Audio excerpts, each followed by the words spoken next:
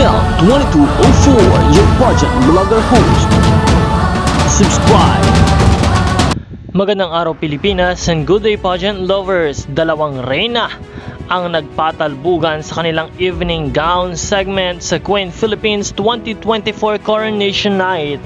Parehong mermaid gown ang suot ni na Queen Lars Pacheco and Queen Francine Garcia.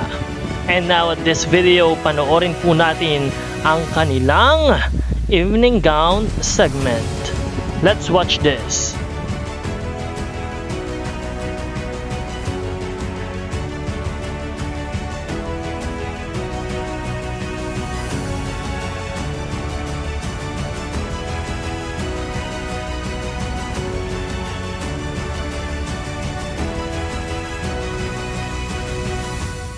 Para sa'yo, sino ang best in gown at sino ang mas magaling ang pagdadala ng kanilang evening gown?